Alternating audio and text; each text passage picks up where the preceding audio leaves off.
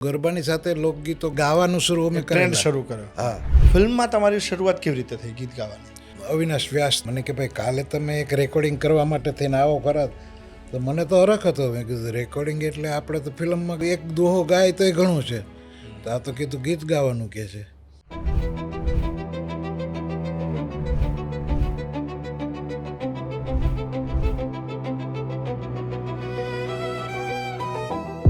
ફાધરના ગીતો રેડિયોમાં આવતા. હા, એ ગીતો સાંભળવા માટે થઈને ફાધરે 70 રૂપિયાનો HMBનો રેડિયો લીધેલો. ત્યારના 70 તો બહુ બધા હશે. 70 એટલે સાહેબ ફાધરનો પગાર 150 રૂપિયા હતો. તમને એ કયા રૂપમાં ગમતા? એક એક્ટર તરીકે, એક ગાયક તરીકે, કે પિતા તરીકે? એ બાપથી વાલું કોઈ ન હોય. પણ 35 વર્ષની ઉંમરમાં એની જે જીવન યાત્રા છે એને દરેક પ્રકારની યાત્રામાં પોતાનું આખું જીવન ગુજારી દીધું. એમના ડાયરામાં ચાર્જ કેટલો હતો? 4 કે 5 કાર્યક્રમના 1700 રૂપિયાનો ચાર્જ છે.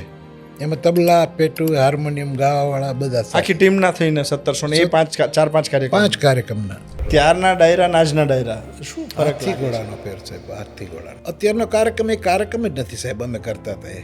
કોઈ વાતનો અફસોસ કરો?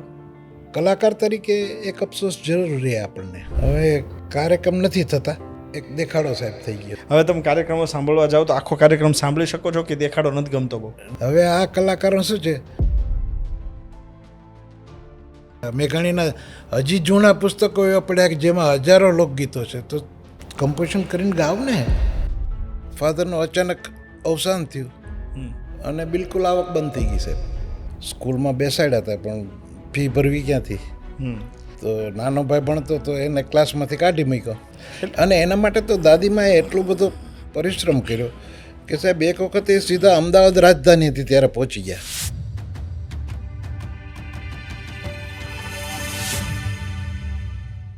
ગુજરાતમાં ગીતોનો કાર્યક્રમ ETV પર બહુ આવતા. હા ઘણા બધા યંગસ્ટર્સ હા એમાં સિંગર તરીકે પોતાની પ્રતિભાને લોકોની સામે મૂકતા. એ કાર્યક્રમનું નામ મને યાદ છે, લોકગાયક ગુજરાત. જ્યારે પણ ETV પર અમે લોકગાયક ગુજરાત જોતા ત્યારે એ ગાયકોમાં જે પ્રતિભા છે એ પ્રતિભાને ઓળખવાનું, એ જે હીરલા છે સંગીતના, એ હીરલાને, એ હીરાના ઓળખનાર ઝવેરીને પણ મેં જોયેલા. ત્યારે જ્યારે એમને જોતો ને ત્યારે એવું થતું કે યાર એમની પાસે કેટલું બધું નોલેજ હશે કે જે આ બધા જ ગાયકો છે એ ગાયકોને જજ કરીને એમને એક ઘાટ આપી રહ્યા છે, એમને ઘડી રહ્યા છે, એમને શીખવી રહ્યા છે. હું જેમની વાત કરી રહ્યો છું એ છે બિહારીદાન ગઢવી, કે એ સન છે આપણા ગુજરાતનું ઘરેણું કહી શકાય, લોક સાહિત્યનો વારસો જેમના થકી જન સુધી પહોંચ્યો છે એવું નામ, એટલે કે સ્વર્ગસ્થ હેમુભાઈ ગઢવીના પુત્ર. આજે આપણા પોડકાસ્ટમાં બિહારીદાન ગઢવી છે. સાહેબ સ્વાગત છે આપનું. જય માતાજી. જય માતાજી. જીતુભાઈ ખૂબ આનંદ થયો. પહેલી વાત તો એ છે કે આપનું નેટિવ પણ લીંબડી. જી જી જી. મારું નેટિવ લીંબડીની બાજુમાં ઢાકણિયા. ઢાકણિયા. હા, એટલે આમ તો આપણે પાડોશી પાડોશી થયા. સેઢા પાડોશી કહે ને દેશી ભાષામાં, એમ સેઢા પાડોશી સેઢા છીએ. અને આજે આ એકાએક ભેગા થઈ ગયા છે એનો આનંદ છે. એનો આનંદ છે. અને આપ ખુશીથી મને આજ જે ઇન્ટરવ્યૂ લ્યો છો એનો પણ મને આનંદ છે. અરે થેન્ક યુ સર. ઘણા સમયથી એવું હતું કે તમારી સાથે બહુ બધી વાતો કરવી ઘણા છે, ટાઈમથી આપણે વિચારતા હતા. પણ સમય જ્યારે ચાહે ત્યારે જ આપણે અમુક વસ્તુ થઈ શકતી હોય છે. આજે તમને મળવાનું થયું એનો રાજીપો. અને ઘણી બધી વાતો આજે તમારા દ્વારા લોકો સુધી પહોંચાડવી છે. કારણ કે લોકોને અત્યારના ગીતો, અત્યારનું સંગીત, એ બધી જ વસ્તુઓથી તો એ આજમાં જીવે છે. પણ મારે આપણો જે ગર્વ ભૂતકાળ હતો, જે ગૌરવ સાથે કાયમ માટે આપણે યાદ કરવો પડે. આકાશવાણીની જે શરૂઆત થઈ હતી, હા 55માં એમની શરૂઆત. યસ, લોકો માટે તો બધું જાદુ લાગતું હતું એમ કે ભાઈ હા સાંભળવા મળે છે, આપણે ઘરે બેઠા બેઠા રેડિયો મને યાદ છે સાહેબ, હું આકાશવાણીમાં એન્કર તરીકે જ્યારે સિલેક્ટ થયો ને ત્યારે કદાચ રેડિયોનો એટલો મતલબ આમ બધા ઘર સુધી પહોંચી ગયો હતો પણ અમારા ઘરે નહોતો સમાવ. તો રેડિયો અમે ખરીદ્યો હતો કે ભાઈ ચાલો આપણે બોલીએ છીએ, એ રેકોર્ડિંગ આવવાનું છે તો એ સાંભળવા મળશે. તો એ તો વાત 2000ની સાલની છે, આજથી 25 વર્ષ પહેલાં, 26 વર્ષ પહેલાં. તમે તો એ બધી વર્ષો પહેલાં, મતલબ ત્યારે નવી શરૂઆત થઈ હતી ત્યારે એના સાક્ષી બન્યા હશો, એટલે એ બધી વાતો આજે લોકોની સામે પહોંચાડવી છે. ચોક્કસ. શરૂઆત તો ક્યાંથી કરું? બહુ બાળપણથી ફાધરના ગીતો રેડિયોમાં આવતા. હા, એ ગીતો સાંભળવા માટે થઈને ફાધરે 70 રૂપિયાનો HMVનો રેડિયો લીધેલો. HMVનો રેડિયો. હા, HMVનો રેડિયો 70 રૂપિયામાં. ત્યારના 70 તો બહુ બધા હશે. 70 એટલે સાહેબ ફાધરનો પગાર 150 રૂપિયા હતો. હા, ત્યારે અડધો પગાર આપી દીધો. ત્યારે 70નો રેડિયો લીધો હતો. પણ એ સાંભળવાની મજા એ હતી કે એક બધા બેન્ડવાળો રેડિયો હતો. હા. અલગ અલગ બેન્ડ હતા એમાં. અને એ રેડિયોમાં ફાધરના ગીતો આવતા અને ફાધર પણ સાંભળે અને અમે પણ બેસીને સાંભળતા. ઓકે. નાના હતા અમે. પણ એક નવીનતા હતી કે આમાં કંઈક આવે છે એમ. હા, એના માટે ક્યારેક તો ઓલું એરિયર પકડવું પડતું ત્યારે અવાજ આવતો. પણ એવા બધા કિસ્સા છે. પણ ફાધરને લગાવ જે રેડિયોનો હતો હમ, એને બાળપણથી ગાવાનો શોખ હતો. જ્યારે એને ગાવાની શરૂઆત કરી ત્યારે મારા દાદીમાએ એવું કીધું કે ભાઈ આ હેમુ ગાય છે એનો અવાજ પંચાળમાં જ રહેશે, કોઈ દી પંચાળના પરગણાને વટશે જ નહીં. હા, હા. મારા દાદાએ કીધું કે તું શું કરીએ આપણે? તો કે મારો ભાઈ પથુદાન એ નાટકમાં પાઠ કરે છે અને સ્વતંત્ર પોતે પાઠ કરે છે. અને નાટક કંપની અમારા ભાઈઓની જ છે, બધા મામાની ત્યારે નાટક કંપનીઓ નાટક કંપની હતી. હા, તો કે એમાં ભેગો આપણે હેમુને લઈ જાવ ને. તો કે હજી નાનું બાળક છે, એની 12-13 વર્ષની ઉંમર છે, એને અહીંયા લઈ જઈને શું કરે? તો કે ના ભેગા મામા એટલે ન વાંધો આવે. એટલે આ બધું ઢાકણિયામાં ચર્ચા થતી. આ બધું ઢાકણીયામાં ચર્ચા થઈ.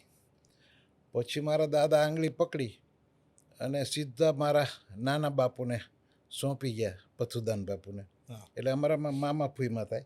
હા, એટલે મારા નાના બાપુને સોંપી દીધો અને એને કીધું કે ભાઈ આ વાડીએ પાણી નથી વાળતો અને આખો દી ગા કરે છે, આને ગાવાનો શોખ છે, તો કે આને ગૌરાવો ને કે આને પાઠ ભણાવો ને કે. પછી નાના બાપુએ કીધું કે ચાલો. એને સૌથી પહેલાં મુરલીધર નાટક સમાજમાં હેમુ ગઢવીએ પાત્ર ભજવ્યું. અચ્છા, એક્ટિંગ કરતા હતા. એક્ટિંગ સાથે અચ્છા, ઘણા પાઠ કર્યા એમને.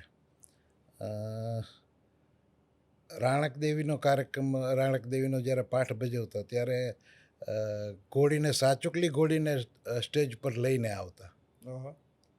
પછી જાહલનું પાત્ર ભજવે તો જાહલનો જે ડ્રેસ પહેરતા, સ્ત્રી પાત્ર ભજવતા. હા, એ એનો જે ડ્રેસ પહેર્યો હોય ને એને માણસો પૂજામાં રાખતા હા.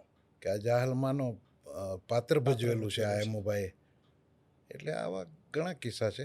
એમની પ્રસિદ્ધિ સાથે માણસોને એટલો બધો લગાવ હતો હમ, કે હેમુભાઈ બેઠા હોય ને તો એ જગ્યાએ પોતે બેસે નહીં કે આ તો હેમુભાઈ બેઠા હતા અહીંયા. શું વાત છે. વાહ. એટલું માણસો માન રાખતા. એટલે એને જે પાઠ ભજવતી વખતે જાહલના કપડાં પહેર્યા હતા, એ કપડાને પણ માણસો પૂજામાં રાખતા એમ. વાહ. એટલે એ સમય અને ત્યારના લોકોનો કલાના કદરદાન તરીકે બિલકુલ સાચે આખો એ ભાવ. વખતે મનોરંજનના સાધનો ક્યાં હતા સાહેબ? નાટક ભવાય અને રેડિયો નવો શરૂ થયો હતો. હમ. એટલે એ ઉપર જ આ બધા કિસ્સા તમને કોણ કહેતું? મને અત્યારે 68 વર્ષની ઉંમર થઈ છે. હા. ફાધર ગુજરી ગયા અને 60 વર્ષ થયા. એટલે હું 6-7 વર્ષનો તો હતો. હમ. પણ મને ખ્યાલ આવતો કે શું હવે થઈ રહ્યું થઈ છે. રહ્યું. હા, હા. ફાધરના ગયા પછી થોડીક કષ્ટી પડી, કારણ કે ફાધરનું અચાનક અવસાન થયું હમ. અને બિલકુલ આવક બંધ થઈ ગઈ સાહેબ. હમ. કોઈ જાતની આવક નહીં હેમુ ગઢવી માટે. મારા દાદીમાં જીવતા હતા.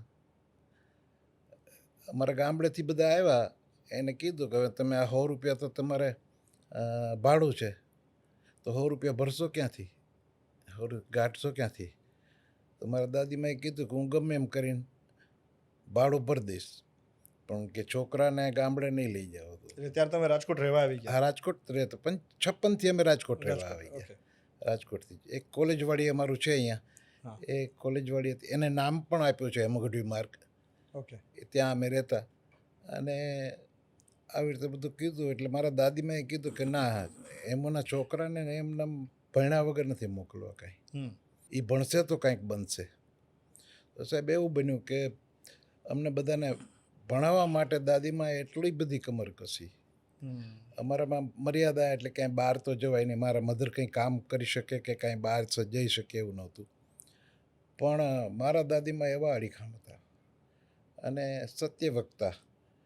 એ સાહેબ એ કોઈની સાથે કાંઈ બોલે ને કદાચ તો આમ મનમાં એને દુઃખ થાય તો તરત એમ કે આજ મારાથી આ બોલાઈ ગયું છે તો જરાક તે દિવસે જમે પણ નહીં. ઓહો, આજ મારાથી કડવું વેણ બોલાઈ ગયું છે સામેવાળાને એમ. એટલા બધા એનામાં ઓલું હતું. ફાધરને ગુજરી ગયા પછી બીજા ત્રીજા વર્ષે અમે ચારે ભાઈઓ નાના હતા તો બધાને ભણવા માટે તો સ્કૂલમાં બેસાડ્યા હતા પણ ફી ભરવી ક્યાંથી. મહિનો થાય ને તરત સાહેબ કહે કે જાઓ ફી લઈ આવો. તો નાનો ભાઈ ભણતો તો એને ક્લાસમાંથી કાઢી મૂક્યો રાજુને. તો કે કાં તો કે મને કાઢી મૂક્યો. કોને કે મારા સાહેબે. શું કામ તો કે તો જા ફી લઈ આવે એટલે દાદીમાએ તરત આંગળી પકડાવી હાથમાં લઈ આંગળી પકડીને તરત લઈ ગયા. લાભભાઈ ત્રિવેદી રાજકોટમાં હતા. એની સંસ્થા ચાલતી લાલ બહાદુર શાસ્ત્રી જે સ્કૂલ છે એમાં અત્યારે હેલીબેન છે. એમની સ્કૂલમાં લાભભાઈ ત્રિવેદી ત્યારે પ્રિન્સિપલ હતા, ટ્રસ્ટી પણ હતા. અને એમને ત્યાં જઈને કે જાઓ એને કહો લાભભાઈને કે એમ ભાઈના બા આવ્યા છે. તો બિચારા બહાર આવ્યા. બોલો બોલો બા તમારે શું ધક્કો થયો? તો કે એમના દીકરાને ભણાવવા માટે શું કરવાનું? કે બોલો ને શું કરવાનું છે? કે આ છોકરો ભણવા ગયો હતો તો એને કે તમે ફી લેતા હોય હેઠળ કાઢી મૂક્યો છે. બોલો હવે શું કરવાનું? કે હું ફોન કરી દઉં છું. માં હવે તમે મૂંઝાવ મત, તમે ઘરે વયા જાઓ. એને સાહેબ ફોન કરીને ચારે ભાઈઓની ફી માફી કરી દીધી કે હેમુભાઈના છોકરા ભણશે જ. અને એ જાળવી રાખ્યું ને ભણ્યા તો આજ નાનો ભાઈ ડેપ્યુટી કલેક્ટર થયો. એક વખતે નહીતર ના પાડી દીધી. હા, ના પાડી હતી બિલકુલ. અને એના માટે તો દાદીમાએ એટલો બધો પરિશ્રમ કર્યો કે સાહેબ એક વખત એ સીધા અમદાવાદ રાજધાની હતી ત્યારે પહોંચી ગયા હિતેન્દ્રભાઈના વખતમાં. ત્યાં જઈને કીધું કે હું ભાઈ આ હિતેન્દ્રભાઈનો બંગલો આ તો કે હા. તો ઓલા સિક્યુરિટીવાળાએ કીધું કે મારી કામ શું છે? તો કે ના મારે કામ છે ને મળવું છે. તો કે એમને ન મળવાય, એને પહેલાંથી તમારે એપોઇન્ટમેન્ટ લેવી પડે. તો કે ના હું તો અહીં બેસીશ, આવશે એટલે એને આડી ફરીને પૂછી લઈશ જે કેવું છે. તો કે એમ કાંઈ ન થાય, કાંઈ રકજક થતા હતા. અમે હિતેન્દ્રભાઈ બંગલામાં આમ ચક્કર મારતા હતા એટલે અવાજ સાંભળ્યો ને એટલે કીધું શું છે ભાઈ? એ કે માજીને અંદર આવવા દો. એ માજી અંદર ગયા મારા દાદીમાં. પછી બોલો માજી શું કામ છે? તો કામ તો બાપા ઘણું છે પણ તમે સાંભળો તો કે હું સાંભળીશ બાપા, તમે બોલો. કે ક્યાંથી આવો છો? કે રાજકોટથી. તો કે લાગે છે દેહાણ અવાજ, એટલે તમે મૂળ કે ઢાકણી આપણું અહીંયા સાયલાની બાજુમાં ને કેવા છો? કે અમે ગઢવી છીએ. તો કે ઓલા હેમુ ગઢવી થઈ ગયા એવા તમે ગઢવી? તો કે હું એની માં જ છું. તો હિતેન્દ્રભાઈ ઊભા થઈને પગે લાગ્યા. એની માં છો? કે માં અહીંયા તમારે કેમ ધક્કો ખાવો પડ્યો? કે બાપુ અમારા પેટ હાટું તેને ધક્કો ખાવો પડ્યો. કેમ? તો કે બધાયના છોકરાને બધું મળી રહે અને અમારા કલાકારના છોકરાને કાંઈ નહીં. તો કે માં શું તકલીફ શું છે? તકલીફ તો ઘણી છે, લ્યો ને કે 12 મહિનાના દાણા ખાવા નથી, લ્યો. પછી જીતેન્દ્રભાઈ બહુ એને સારી રીતે સાંભળ્યા અને પેલાને કીધું માણસને કે માજીને જ્યાં જવું હોય ત્યાં ઉતારતા આવજો, એને જમાડીને મૂકી આવજો કે માળી તમને મૂકી જશે અને આવી એ બાબતની કોઈ ચિંતા નથી. સાહેબ એ જ વર્ષે હિતેન્દ્રભાઈએ આખા સરકારમાં મુદ્દો મૂક્યો કે નિસહાય કલાકારો માટે શું કરવાનું એમ. અને એ વખતે 1200 રૂપિયા મંજૂર થયા કલાકારના. જ્યારે 250-300 રૂપિયા હોનાનો ભાવ હતો ત્યારે 1200 રૂપિયા મંજૂર થયા. અને હજી સુધી કલાકારોને એ 1200ની એને મળે જ છે. પછી 2500 થયા હતા એવું કંઈ હતું. પણ એ નિસહાય કલાકારો માટે સહાય આજની તારીખમાં ચાલુ છે. દાદીમાએ જે પોતાની વાત મૂકી. હા, બિલકુલ મૂકી. એને કીધું કે ભાઈ સરકાર બધાના મા બાપ થાય છે તો અમારા છોકરાઓના મા બાપ ક્યારે થશે? વાહ. એવી બહુ મોટી વાત છે ને કે એક કલાકારના અ, નિર્વાહ માટે થઈને પોતાના દીકરા માટે થઈને નહીં પણ સમગ્ર કલાકાર માટે થઈને નિર્વાહ માટે થઈને એને કીધું કે બધાના કલાકારોને મળવું જોઈએ. હેમુ ગઢવી સાહેબ શબ્દોથી એમના અવાજથી આપણી વચ્ચે અમર છે, જી જી પણ એમનું દેહાવસાન થયું પછી ખરેખર આટલી બધી કષ્ટી થઈ ગઈ, જે દાદીએ કીધું કે ખાવાના દાણા નહીં. બિલકુલ તકલીફ હતી ઓહો. કારણ કે બધા અમે નાના અને ફાધર રહ્યા ત્યારે એ રેડિયો પર મને લાગે છે કે 54-55 પછી જ આવ્યા, એટલે કદાચ 56થી જ છે રેડિયો. હા. અને 65માં તો ગુજરી ગયા સાહેબ. હમ. એને જે પ્રદાન આપ્યું લોકસંગીતમાં, લોકગીતો હોય, કથા ગીતો હોય, સંગીતિકા હોય, નાટકના સંવાદો હોય કે ભજન હોય કે દુહા છંદ હોય કે લોકવાર્તા હોય, આટલું પ્રદાન એમને આટલા વર્ષમાં આપ્યું. અને જે રેડિયો પર છે એ પ્રદાન કદાચ હું ન માનતો હોઉં તો 38-40 કલાકનું એક ધારું છે. ઓહો, 40 કલાકનું હા હા, મટીરિયલ છે. એ રેડિયો સિવાય કોઈ પાસે નથી. હા. તમે તમારા પર્સનલ કલેક્શનમાં એમની બહુ બધી વસ્તુઓ હશે કે ભાઈ, હા, તમે એમનું સૌથી વધારે કઈ વસ્તુ, કઈ રચના સૌથી વધારે બને ત્યાં સાંભળો? સુધી આપણે સાચું છે. હા. એટલે આપણે રેડિયો પાસેથી લઈને સાચું છે, રેકોર્ડિંગ જે એ કરીને પણ સાચવા છે. સાચવા છે. તમે કઈ રચના એમની તમને બહુ જ ગમે, અતિ પ્રિય હોય? ભજનમાં એક બહુ સરસ મજાનું ભજન છે, હું ભાઈ જ ગાયેલું છે. હા. ફાધરે અનેક કલાકારોની સાથે સંગત કરી છે. હમ. જ્યારે ફાધરે નાટકો કે જે બધું કર્યું છે એમાં પોતે નથી ગાયું, બને ત્યાં સુધી કલાકારોને બોલાવીને ગયો, નહીંતર પોતે ગાઈ શકતા હતા. પણ એ વખતે ભટ્ટ આપણા ઈ નટવરગીરી, મુગટલાલ જોશી એ બધાને ગૌરાવ્યું છે. રામભાઈ કાગ બાપુના દીકરા, એની પાસે છપાકરા બોલાવ્યા છે, ગાયા છે. એટલે બધું આખી ટીમ થતી.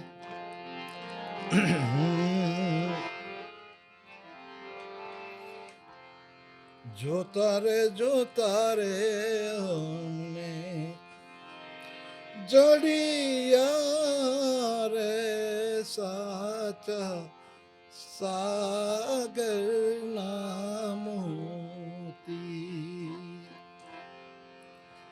ઝીણા ઝીણા મોતીડા રે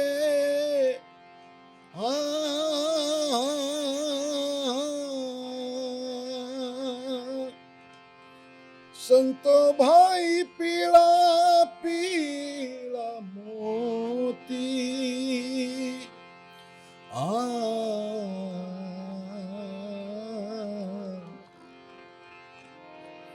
ગગન મંડળમાં ઈરલો સાચા સાગરના મોતી, જોતા રે અમને જડિયા રે સાચા સાગરના મોતી. આ રચના તમને બહુ ગમે સાહેબ? એટલે ભજન છે, આમ કર્ણપ્રિય છે, પાછું સાંભળવું ગમે, કમ્પોઝિશન પણ સારું છે અને શબ્દોનો મહિમા છે, ઊંડાણવાળા શબ્દો છે. તમને કે કાર્યક્રમમાં ગયા હોય, આમ તો કાર્યક્રમમાં જતા પહેલા હું એ યાદ કરાવું કે સૌથી પહેલું કોઈ ગીત તમને ગાવાનું થયું હોય કે ચલો હવે તમે ગાયકી ક્ષેત્રે પ્રદાન કરો, કારણ કે આપ ગઢવી છો એટલે સરસ્વતી માની કૃપા તો પૂર્ણ હોય, એ પછી ક્યારે એવું પહેલી વખત ફીલ થયું કે મારે હવે આ જ ક્ષેત્રમાં પ્રદાન કરવું છે, આમાં જ કરિયર બનાવવી છે? એમાં એવું હતું કે આમ તો કરત અભ્યાસ જેવું છે. હા.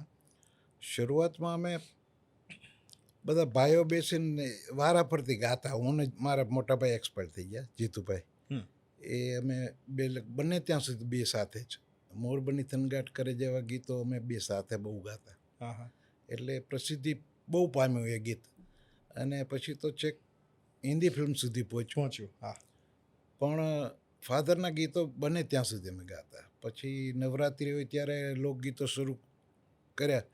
તો ગરબાની સાથે લોકગીતો ગાવાનું એ અમારા ફાળે જાય છે એમ નહીં કહું, પણ અમે ગાવાનું શરૂ અમે ટ્રેન્ડ કરેલા. શરૂ કર્યો. હા, ઓ રંગરસિયા છે, બધા જેટલા લોકગીતો છે, હા કાનોડાના બાગમાં, પછી મારું વનરાવન છે રૂડું, કસુમીનો રંગ, આ બધા ગાતા. શિવાજીનો આરડું, બધું એ નવરાત્રિમાં પણ ગાવાનું શરૂ કર્યું હોય તો અમે બે ભાઈએ શરૂ કરેલું ત્યાંથી. અને ઘણા ગીતો ગાવાની શરૂઆત કરી. પણ મને જ્યારે કદાચ હું નહીં બોલાવું તો ઘણા વર્ષો પહેલાં ટાઉન હોલ એક જ હતો અમદાવાદ. અમદાવાદ. હા ને અમદાવાદ ટાઉન હોલમાં એક યૌવન વિંજે પાંખ નામનો કાર્યક્રમ મધુસૂદનભાઈએ કરેલો. ઓકે. મધુસૂદન વ્યાસે. અને યૌવન વિંજે પાંખમાં દરેક કલાકારોને બોલાવી અને સન્માન કરીને ગાવાનું કીધેલું. ત્યારે મારી સાથે દમયંતી બરડાઈ, પ્રફુલ્લ દવે, ભારતી કુંચાલા, આ બધાને બોલાવેલા. અને એમાં હું પણ ગયેલો. અને અહીંયા મેં ગીત ગાયું હતું. ત્યારે પહેલું જ ફાધરનું ગીત ગાયું હતું, શિવાજીનું હાલરડું. ત્યારે હાલરડું ગાયું. જી જી. આબમાં ઉગેલ ચાંદલો ને જીજાબાઈને આવ્યા બાળ, બાલોડાને માથ હિંચોળે, ધણાણા ડુંગરા ડોલે. પણ એટલું બધું અસરકારક કર્યું કે એના માટે વન્સ મોર થયો હતો. શું વાત છે. એટલે બીજે દિવસે સંદેશ ને ગુજરાત સમાચાર હતા ત્યારે, હા એમાં બહુ હેડિંગમાં આપેલું હતું. હા એટલે એ આપણને એક આનંદ અંદરથી થતો કે ચલો ભાઈ આપણું કંઈક હવે હાયલું ગાડું આગળ. અને ત્યારે તો છાપામાં આવવું એટલે એક બહુ જ મોટી વાત ગણાતી. કલાકારો તો રેડિયોમાં પાસ થઈ જાય ને એટલે કાર્ડમાં છપાવતા રેડિયો આર્ટિસ્ટ. Radio artist. હા એવું લખવું પડતું. એટલે એ પરીક્ષા પાસ કરેલી હોય એ પછી લખે. પરીક્ષા પાસ થઈ જાય ને તેને કાગળ આવી જાય રેડિયોનો કે તમે પસંદગી પામ્યા છો એટલે તરત છપાવી નાખે રેડિયો આર્ટિસ્ટ ફલાણા ફલાણા. મેં છપાયું હતું રેડિયો આર્ટિસ્ટ બિહારી એમ ગઢવી. તમારું નામ બિહારી દાન. જી જી. નામની શું સ્ટોરી છે? મારા ફાધર એમ કહેતા, હું નાનો હતો ત્યારે મારા બાને, કે આપણાનું નામ બિહારી રાખીએ. એટલે એમને ગમતો રાગ. હા, એટલે મારા બાએ કીધું કે બિહારીના તો અર્થ કૃષ્ણ પણ થાય. અને તો આમ નામ સારું છે આપણને, પણ બિહારી નવું નામ છે તો કે કુંજ બિહારી, રાસ બિહારી, ખાલી બિહારી એ તો છે જ. પણ સાથે સાથે આપણા વડવાઓમાં એક બિહારીદાસ કરીને કવિ થઈ ગયા છે. એનું ઉત્તમ બધું લખેલું છે અને એની છાયા પડે તો આપણા છોકરાને કંઈક સારું લાગે. એટલે મારું નામ બિહારી રાખ્યું. ઓકે. નહીંતર મારું નામ બહાદુર હતું. નાનપણમાં મને બધા બહાદુર કહેતા. હા, પછી તમને વાલથી એમને હુલામણા નામ પછી બધા. તમારી સૌથી પહેલી શરૂઆત કરવાની નક્કી થયું કે હવે ગાયકી ક્ષેત્રે પ્રદાન કરવું છે, ત્યારે મનમાં એક છૂપો ડર હતો કે પાછળ હેમુ ગઢવી ટેગ લાગે છે એટલે લોકો સીધી સરખામણી કરશે? એક આનંદ થતો સાહેબ. એવું નહીં સાહેબ, એક ડર ના હોય? બિલકુલ. મને સરખામણી કરશે મને નથી લાગ્યો. એનું કારણ છે કે એક તો હું હેમુ ગઢવીનો પુત્ર છું. હા. બીજું કે બધા ગાય અને હું ગાવામાં ફેર મને લાગે. હેમુ ગઢવીની સાથે આમ જોડાજોડ જો હેમુ ગઢવીના પુત્ર તરીકે હું જાઉં ને તો હું 10-20% તો હેમુ ગઢવી જેવું ગાઉં બીજા બધા કરતાં. બીજા બધા 10%, 15% ઓછા લાગે એમ. હા. એટલે એ એક બીક કાઢી નાખી. કમ્પેરિઝનનો ડર નીકળી ગયો. હા. પછી એમ હતું કે હેમુ ગઢવીના દીકરા તરીકે માણસો સ્વીકારે છે તો આપણે શું કામ ન ગાવું? અને આપણે તો હેમુ ગઢવીના જ ગીતો ગાવાના છે ને, આપણે ક્યાં બીજાના ગીતો ગાવાના છે? એટલે એને જે ગીતો ગાયા એ દરેક ગીતોને અમે મહેનત કરી એ જ સ્વરમાં, એ જ ઢાળમાં, એમાં ઢાળમાંય કોઈ દી ચેન્જ નથી કર્યો. એટલે એ ગીતો જીવિત રહ્યા. એમને જે ગાયા હતા એમને છે ને HMV ગ્રામોફોન રેકોર્ડ જે આવતી પછી કોલંબિયા થઈ ગઈ એ હેમુ ગઢવી જ્યારે રેકોર્ડ કરી એ 12 રેકોર્ડ કરી હતી અને એ રેકોર્ડિંગ થઈ ગયા પછી એ જ્યારે બહાર પડે ને એ લોકો પ્રસિદ્ધ કરે ત્યારે જાહેરાત છાપામાં ને એ રીતે આવતી પછી એનું એક બોક્સ આવતું આખું લાકડાનું બોક્સ એ તણે ખોલો એટલે અંદરથી બધી રેકોર્ડો મળે એક તાવડી રેકોર્ડ 2 સાઈડ વાગતી એવી તાવડી રેકોર્ડ હતી એ ફાધરના જૂના 1-2 ભજન પણ હતા પેલા જુગમાં રાણી તું હતી પોપટીને એ ભજન દીના ગાંધર્વ સાથે એમના હતા એમની ફિલ્મોના ગીત એની જર્ની તમને યાદ ખરી? હા, એમને શરૂઆતમાં 62-63માં ફાધરને મનુભાઈ ગઢવી જે ગુજરાતી ફિલ્મ કંકુ પગલા અને કસુમીનો રંગ બનાવેલો કલ્યાણજી આણંદજીનું સંગીત જેમાં એટલે મનુભાઈ કે એમભાઈ તમે બોમ્બે આવો ને તો મજા આવે તો રજા લઈને બોમ્બે ગયા અને સ્ટુડિયો ઉપર ગયા તો કે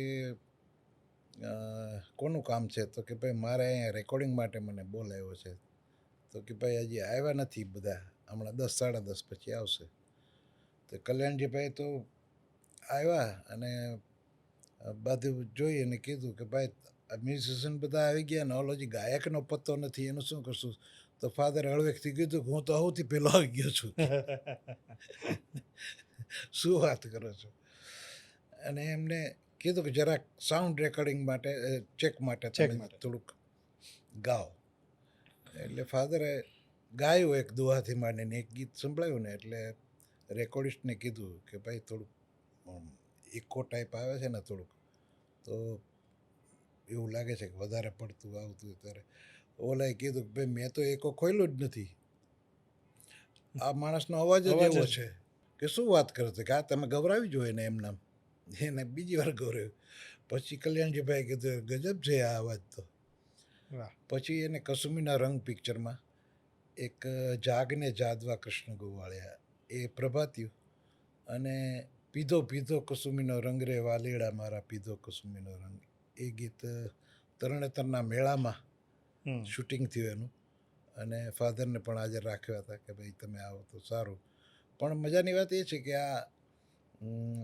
કલ્યાણજીભાઈ બોલાવ્યા હતા કે ભાઈ તમે રાજકોટથી આવ્યા છો તો તમારો પૂરો લાભ લેશું અમે તો કે બોલો શું તો કે તમને સાંભળવા જ છે આજે રાતે એટલે બધા મહેમાનોને આમંત્રણ આપ્યું મનુભાઈ ગઢવી એમના મિસિસને બધા ગયા કલ્યાણજીભાઈના પરિવાર સાથે આણંદજીભાઈના પરિવાર સાથે પાર્લામાં અગાસી પર કાર્યક્રમ રાખ્યો નાના માઇક લગાડીને એ રીતે જે એ ટાઈમમાં હતું એ પ્રમાણે ગોઠવું અને રફી સાહેબને ફોન કર્યો કલ્યાણજીભાઈ મોહમ્મદ રફીનો ફોન કર્યો કે એક ગુજરાતી કલાકાર આવ્યા છે અને સાંભળવા જેવા છે તમને યોગ્ય લાગે ત્યાં સુધી બેસજો તો કે મારે કાલ રેકોર્ડિંગ છે તમારું જો તો કે કાંઈ વાંધો નહીં તમે ખાલી આ થોડીક વાર આવો છો એ કંઈ કાંદીવલીમાં કે ત્યાં રહેતા રફી સાહેબ તે ગયા ત્યાં અને બોરીવલીમાં એ કાર્યક્રમ હતો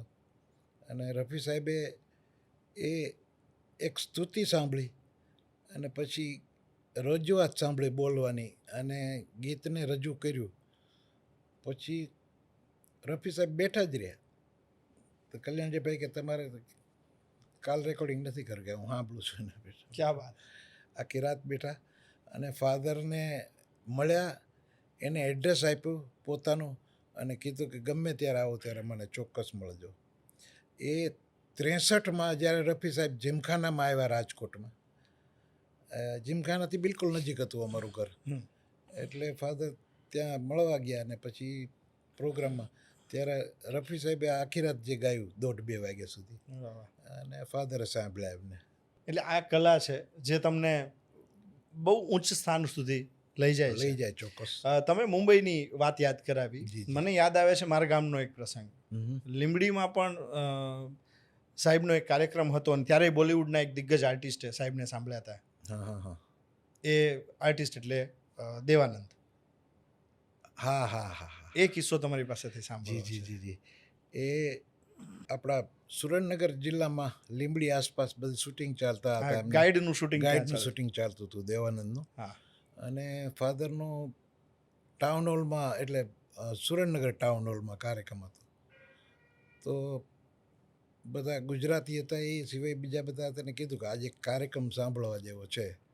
તો કે દેવાનંદ સાહેબને કે તમે પણ આવો તો મજા આવશે. તો દેવાનંદને બધા ગયા રાત્રે અને કાર્યક્રમમાં એને એટલી બધી મજા આવી કે લીંબડી દરબાર હતા એને ત્યાં એટલે ત્યાં જ ઉતર્યા હતા લીંબડી દરબારને દેવાનંદ ત્યાં ઉતર્યા. દેવાનંદ ત્યાં ઉતર્યા હતા. એટલે કે આ કલાકારને આપણે કાલે બોલાવ્યો તો આવે ખરા? તો કે આપણે પૂછી જોઈએ, વાત કરીએ. એટલે ફાધરને વાત કરી કે ભાઈ કાલે આ દેવાનંદ સાહેબને બધા આવ્યા છે તો એમને આપને સાંભળવા છે તો કાલે આવો. તો કે કાલ સાંજે આવું હું ડ્યુટી કરીને. અચ્છા. પછી રાત્રે ત્યાં લીંબડી ગયા અને રાત્રે ત્યાં પ્રોગ્રામ રાખ્યો. અને દેવાનંદ સાહેબ એટલા ખુશ થયા કે એ ટાઈમે એમને કંઈક એમનો સારામાં સારો કોટ હતો ને એ ફાધરને પ્રેઝન્ટ આપી દીધો. ક્યાં વાત. એટલે આવા તો બહુ બધા કિસ્સાઓ હશે, પણ આપણને જે યાદ આવતા જાય એને આપણે યાદ કરતા જઈએ છીએ અને લોકોની સામે એક મને કિસ્સો યાદ આવી ગયો હા. કે કલ્યાણજીભાઈની સાથે જે રેકોર્ડિંગ થયું ત્યારે એમને લતાજીને બોલાવ્યા. અચ્છા. કે એક કલાકાર સાંભળવા જેવા છે તો કે આપણું રેકોર્ડિંગ છે તો એ કાલે રાખ્યું છે. તો કે આ ગુજરાતના સારામાં સારા કલાકાર છે અત્યારે અને એને રેડિયો પર પણ બહુ સારી રીતે રજૂઆત કરે છે. તો લતા મંગેશકરે કે તમે જે ગીત મને આપ્યું છે ગાવા માટે તો એ કે એમને ભાઈને કહો ને એમ ભાઈને કે મને સંભળાવે એની રીતે. પછી એ ટાઈમે ફાધરે હાર્મોનિયમ લઈ અને ગીત સંભળાયું. કયું ગીત હતું એ? હંસલા હાલો રે હવે મોતીડા. હાલો રે. વાહ. હંસલા હાલો રે હવે મોતીડા નહીં રે મળે. આ તો ઝાંઝવાના પાણી આશા જૂઠી રે બંધાણી મોતીડા નહીં રે મળે હંસલા હાલો રે. તો આ ગીત લતાજીએ ગાયું એ પહેલા એમને સાહેબનું કમ્પોઝિશન સાંભળ્યું, એમને સંભળાયું કે આ રીતે અમારામાં આ રીતે ગાવાય. હા છે એમ. અને પછી એ વસ્તુ સુગમ પણ ના આવે અને લોક સંગીતનો ટચ લાગે. એટલે આ કંકુનું હતું શાયદ. ના, એ હતું કસુમીના રંગ. કસુમીના રંગનું જ હતું. કસુમીના રંગનું જ. અરે વાહ. કંકુમાં તો મનરભાઈ ગાયેલા છે ગીતો બે ત્રણ વધારે. તો આ બધા કિસ્સાઓની સાથે સાથે તમારી જર્નીની મારે વાત સમજતી જવી છે. અને એક પિતા તરીકે હંમેશા આદરથી તમે જ્યારે નામ લેતા હોય એક કલ્પના કરાવવી છે સાહેબ. ફોર એક્ઝામ્પલ આ સ્ટુડિયોમાં સાહેબ હાજર હોય અહીંયા, હેમુ ગઢવી સાહેબ. ટાઈમ ટ્રાવેલ છે ને એ બહુ સરસ મજાની એક ઘટના છે. ટાઈમ ટ્રાવેલમાં આપણે અમે કોઈકના સુધી પહોંચી શકીએ. આવું હોલિવૂડના મૂવીઝમાં બહુ બધું બતાવે. જો તમને ટાઈમ ટ્રાવેલનો મોકો મળે અને હેમુ ગઢવી સાહેબ સાથે એક સંવાદ તમે કરી શકો આવું કહેવામાં આવે તો શું વાત કરો?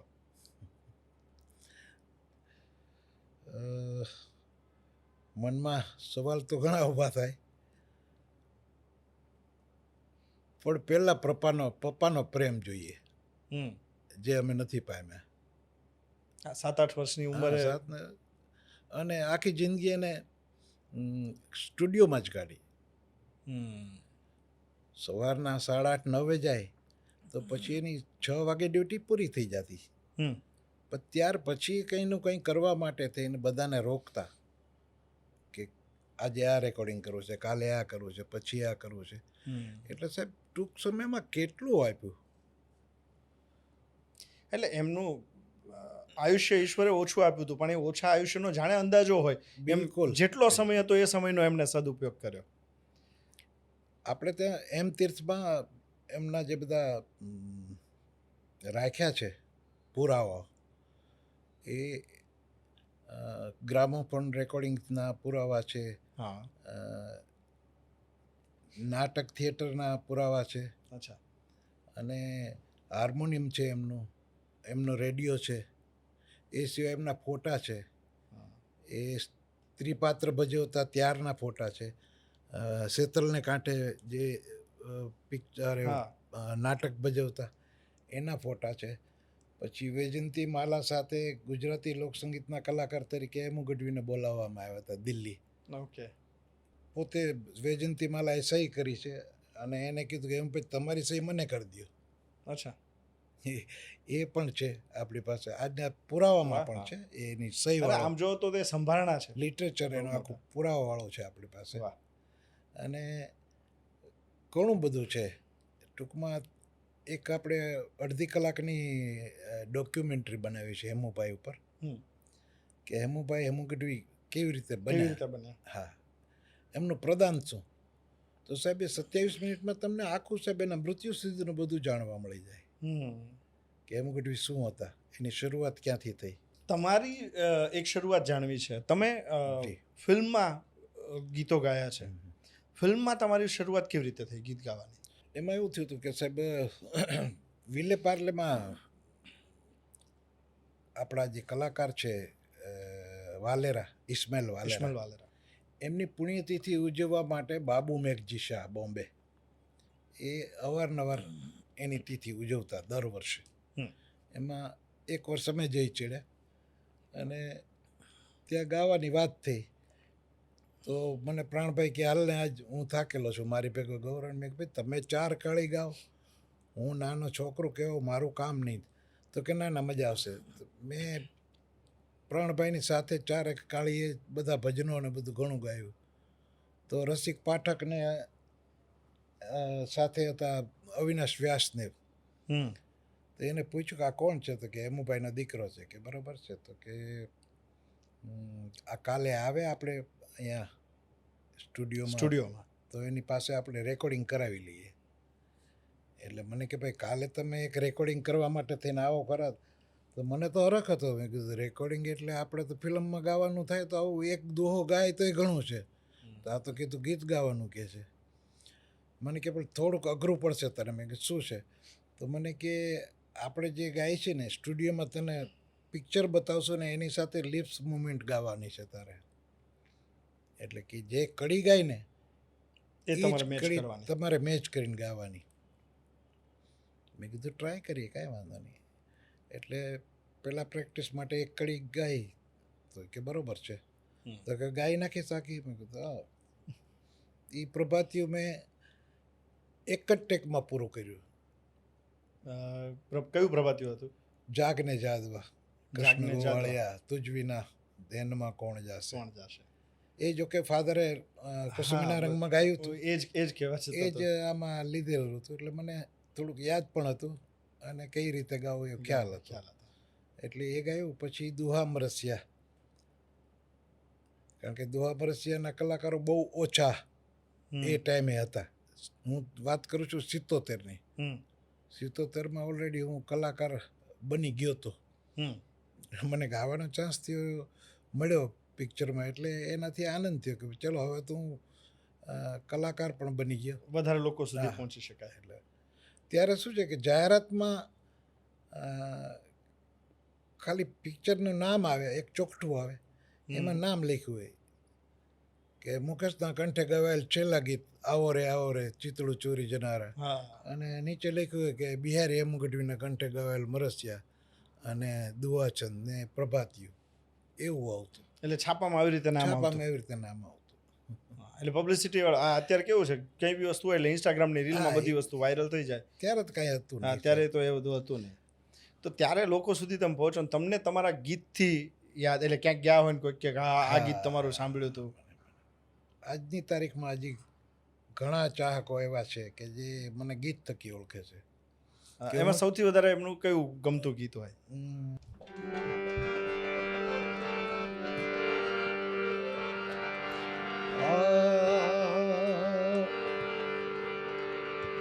હું તો વારી રે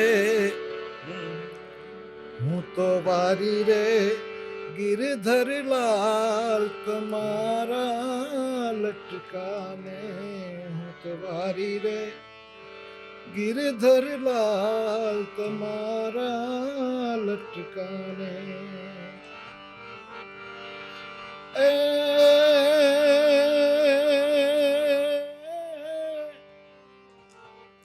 एर लटके नंद जसोदारी जाया तो राधारे लटके गोपियों ने गेली तमे कीधी अने लटके गोपियों ने गेली तमे कीधी अने लटके चरावी गायो તમારા લટકાને હું તો વારી રે હું તો વારી રે ગિરધર લાલ તમારા લટકાને. આ ગીતની તમારા મતલબ લોકો બહુ જ ચાહક છે. બહુ પ્રસિદ્ધ થયું ગીત. એ બહુ જૂનું એક કંઈક ગીત હતું કનુભાઈ બારોટનું ગાયેલું હું તો વારી રે ગિરધરલાલ. પણ એ રેકોર્ડ મેં સાંભળીને મને એમ થયું કે ગીત તો ગાવા જેવું છે એટલે જાહેરમાં પછી મૂક્યું. ડાયરા કઈ એજથી શરૂ કર્યા તમે? 17-18 વર્ષ. 17 ત્યારના ડાયરા ને આજના ડાયરા શું ફરક હાથી લાગે છે? ઘોડાનો ફેર છે. હાથી ઘોડાનો ફેર. ડાયરાના જે કલાકારો હતા એની શિસ્તતા, અમારી સાથે જે અમને રજૂ કરતા હોય એ દિગ્ગજ કલાકારો હોય, લાખાભાઈ ગઢવી હોય, દિવાળીબેન ભીલ હોય, બચુભાઈ ગઢવી હોય, જીતુદાન ગઢવી હોય, ઈશ્વરદાનને અમને સાથે રજૂ કરતા. ઈશ્વરદાનને હું આંબલાથી હું તેડી આવેલો. અચ્છા. હા, મેં કીધું ભાઈ કાર્યક્રમ છે અને તમારે ઈશ્વરદાન આવવાનું છે, તમે સારું બોલો છો. મેં જીતુદાનભાઈનો કાર્યક્રમ હતો એટલે મેં કીધું કે એક કલાકાર સાંભળવા જેવો છે આપણો ગઢવીનો દીકરો. મને કે સારું બોલશે ને, નહીં બોલે તો તારી વાત. મેં કીધું 100%. પણ એને સાંભળ્યું પછી જીતુદાન ગઢવી ઊભા થઈ ગયા કે વાહ દોસ્ત વાહ, શું બોલે છે દોસ્ત. ક્યાં વાત. એ ઈશ્વરદાન ગઢવીની શરૂઆત થઈ. મારી શરૂઆત સાથે જ હતી. પણ જે કલાકારોને એક રખાવટ હતી, એક અમાન્ય હતી, આપણાથી મોટા કલાકારોને સાથે આપણે કેમ વર્તવું એ, અને સામે શ્રોતાગણની શિસ્તતા, એ દાદ માગી લે એવી. સાથે એની સમજ પણ સમજવાળા જ બેઠા હોય સાહેબ. તમે 1 લાખની વાત કરો ને એ સમજી જાય તરત જ કે શું કહેવા માગે છે, આ ગીતમાં શું કહેવા માગે છે અથવા તો પ્રસંગમાં શું કહેવા માગે છે. એની મજા હતી સાહેબ. એ બધું મિસ કરો ને ક્યારેક બેઠા હોય તો યાદ આવે? બિલકુલ મિસ કરીએ સાહેબ. અત્યારનો હું વગોણા નહીં કરું, અત્યારનો કાર્યક્રમ એ કાર્યક્રમ જ નથી સાહેબ. અમે કરતા હતા એ અમારા કાર્યક્રમના શરૂઆત દુહાછંદથી શરૂઆત થાય, અથવા તો અમારી સાથે ભજનિક હોય તો એના ગણપતિના ભજનથી શરૂઆત થાય સાહેબ. પછી ડાયરાની શરૂઆત થાય સાથે. જે ગીતો જેને ગાવાના હોય એને કાંઈ નક્કી ન હોય કે તું શું ગાવાનો, એને મૂડ આવે એ પ્રમાણે જ ગાવાનું હોય સાહેબ. એક પ્રસંગ મને યાદ છે, કાલાવડનો એક કાર્યક્રમ હતો. કવિદાદ, શાહબુદ્દીન રાઠોડ, ભીખુદાનભાઈ ગઢવી, પ્રાણલાલ વ્યાસ, દિવાળીબેન ભીલ અને આ બધા કલાકારો હતા. પ્રફુલભાઈ દવે, ભારતીબેન કુંચાલા, આટલા કલાકારોની સાથે હું હતો. કવિદાદ એટલે કવિશ્રી દાદ, એનો કાર્યક્રમ હતો. એટલે શરૂઆતમાં પ્રાણભાઈ ભજન કર્યા, ગણપતિ બેહાડ્યા, પછી ભીખુદાનભાઈને બેહાડ્યા, પછી દિવાળીબેનને બેસાડ્યા, પછી ભારતી કુંચાલાને બેસાડી. પછી મને કહે કોને મૂકું, એટલે મેં કીધું આવડા મોટા કલાકાર છે તો એને જ મુકાય ને. કીધું પ્રફુલ્લ દવે છે તો મને કે પ્રફુલ્લ દવેને મૂકીશ ને પછી તને સાંભળશે નહીં કોઈ. મેં કીધું એવું તમે કેવી રીતે કહો? તો કે હું તો મને ખબર છે કલાકારની માગ છે એ પ્રમાણે થઈને. મેં કીધું તો એને જ મૂકો પછી હું બેસીશ. અચ્છા. પ્રફુલ્લ દવેને રજૂ કર્યા. એ પ્રફુલ્લ દવે ગાતા મણિયારો તે ઉત્તર ગુજરાતનો મણિયારો ને કચ્છનો મણિયારો ને એ બધું રજૂઆત કરીને જમાવટ કરી સારી રીતે. અને કાર્યક્રમ એને પોતાનો પૂરો કર્યો, પછી થોડીક વાર બોલી અને કીધું કે હવે રજૂ થાય છે બિહારી હેમુ ગઢવી. એટલે હું કહ્યું કે માણસો સ્વાભાવિક જરાક તાલીઓથી વધાવે આપણને કે હેમુ ગઢવીના દીકરાને રજૂ કર્યો. પછી મેં માઇકમાં કીધું કે અત્યાર સુધીમાં જે કોઈ આટલા બેઠા છે ને કલાકાર, એમાંથી કોઈ આ ગીત સાંભળ્યું નથી અને ગીત હું યાદ ગાવા જવાનો છું. એટલે મને કે એ ગીત કેવું? મેં કીધું બસ હું ગાઉં ને તમે સાંભળો, તમને ગમે તો ભલે, ને કે મને ઉઠાડી દેજો કીધું. હા. અને પછી મેં એ ગીત ગાયું. કયું હતું એ? અરે શું